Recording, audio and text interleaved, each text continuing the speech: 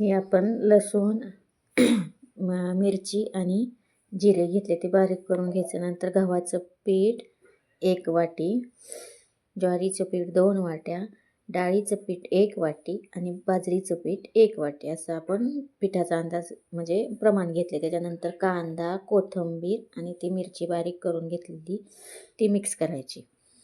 ते सगळं हळद टाकायची, मीठ टाकायचं. ते सगळं चांगलं पिठाला मिक्स करायचं. ते हळद, मीठ ते सगळं चांगलं मिक्स झालं पाहिजे. कांदा वगैरे सगळा व्यवस्थित चांगला त्याच्यात मिक्स झाला पाहिजे. असं चांगलं हाताने मिक्स करून घ्यायचं. त्याच्यानंतर थोडीशी तेलाची धार टाकायची. तेलाची धार टाकल्यानंतर तेलाची धार टाकल्यानंतर ते पण पीठ सगळं तेल सगळ्या पिठाला लागलं पाहिजे अशी ते पण मिक्स सगळं करून घ्यायचं. ते सगळं मिक्स झालं की पाणी घ्यायचं.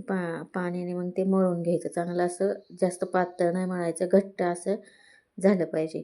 जास्त पण घट्ट नाही आणि जास्त पण पातळ नाही, पण शक्यतो घट्टच प्रमाण ठेवायचं की लागलंच तर थोडंसं आपण नंतर म्हणजे ते थालीपीठ करताना थोडं पाणी लावून ते आपण थोडं हे लूज करू शकतो. असं करायचं.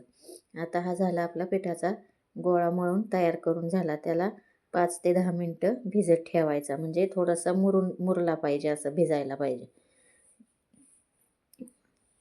चांगलं असं घुसवून ते पीठ घ्यायचं चांगलं हे करून. नंतर ते ठेवायचं.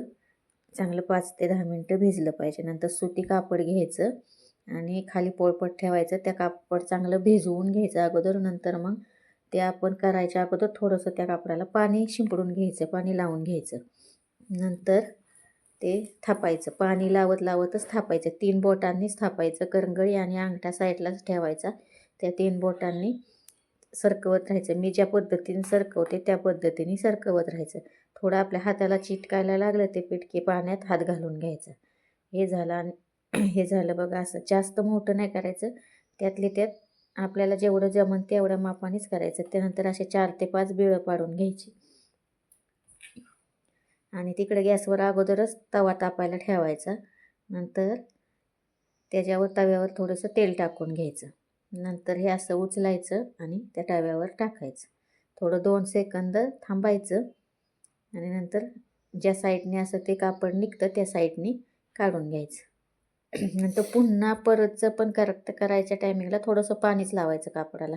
नंतर कढईने तेल सोडायचं, त्याच्यावरून तेल सोडायचं आणि ते व्यवस्थित पलटी करून घ्यायचं. पलटी व्यवस्थित 4ही बाजूने अगोदर काढून घ्यायचं, नंतर पलटी करायचं. म्हणजे आपलं ते तुटणार नाही असं. आणि गॅस फुल ठेवायचा, गॅस कमी नाही करायचा. जोपर्यंत गॅस फुल असला की ते लगेच पलटी होतं. आणि हे असं झालं आपलं थालीपीठ. चांगलं भाजून घ्यायचं. चांगलं म्हणजे नंतर थोडा गॅस कमी करायचा आणि चांगलं ह्याने भाजून घ्यायचं. कमी गॅसवर, मध्यम गॅसवर भाजून घ्यायचं.